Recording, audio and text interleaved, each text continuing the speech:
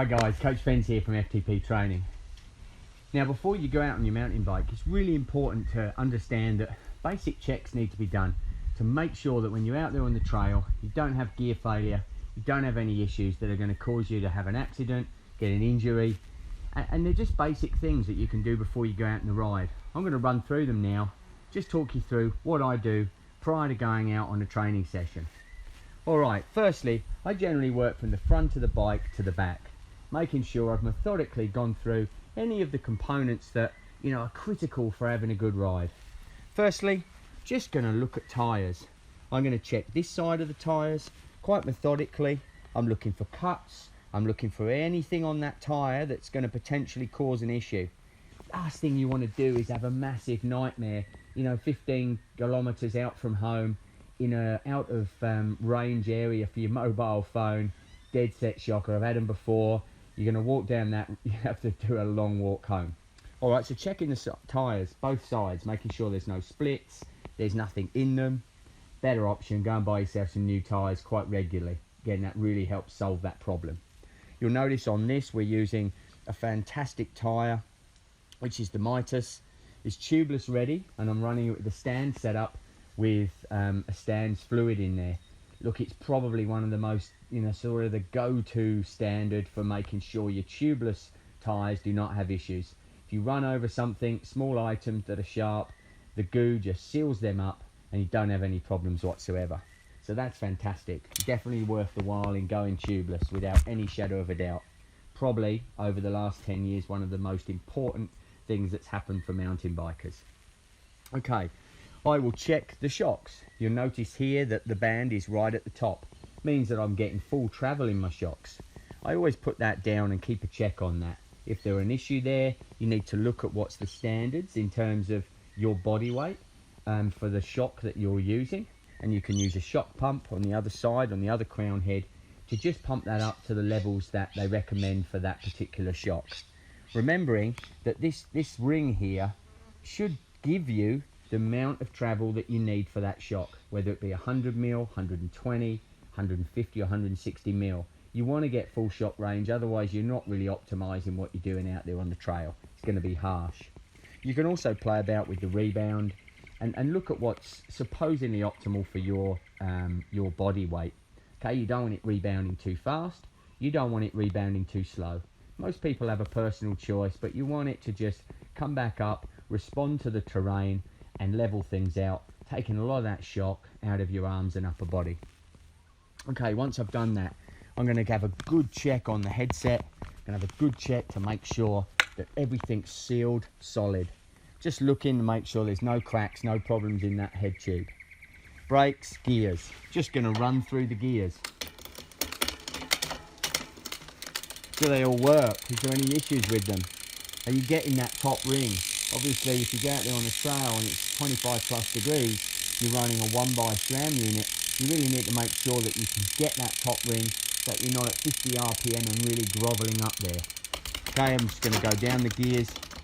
Do that nice and methodically. I've gone through them pretty quick there, but go through them nice and methodically. If there are any issues there, potentially you can go to your local bike shop, make sure you've had a bit of a tune-up. If you're a bit of a whiz with the mechanics, you can play around, make sure the cable tension's right and really dial that shifting pattern in. Okay, going to work back, making sure all that's good. Obviously with a 1x, you're not using a chain ring or a shifter at the front. Okay, we've got a lockout on the shock, make sure that's operating perfectly, and then just checking your brakes. Okay, one finger operation for me, so you're going to make sure that these levers are not too close to your actual grips. If they are, you've got a full load of fingers on there, but also you've got the possibility of really cracking your knuckles on the shifters. And I can tell you from experience, that's not what you want. Checking that on both sides, going to check that rear wheel. Perfect braking, everything's fine. Know that there's not a problem. You can also go and check your brake pads, make sure there's not any undue wear in there, to again make sure that when you're out in the trail you've got optimal braking power. Okay, working back, just checking everything's all right. There's no cracks up here in the seat tube, no cracks around the bottom bracket. They're probably the most sort of common areas to have any issues with carbon bikes.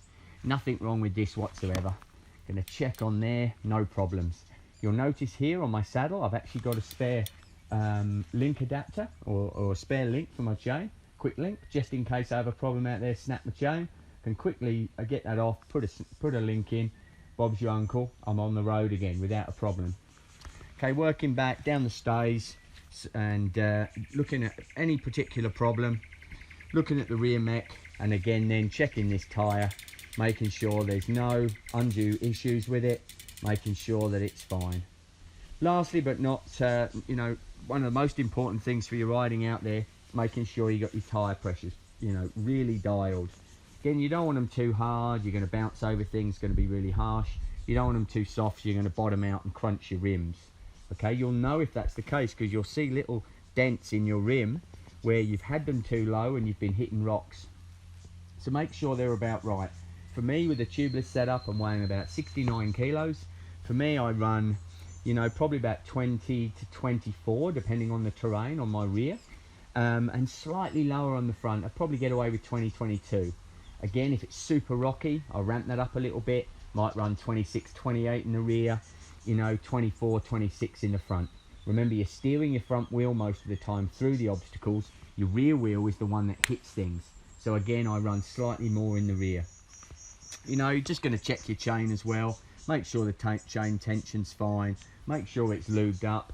Again, if it's dry, use a dry lube.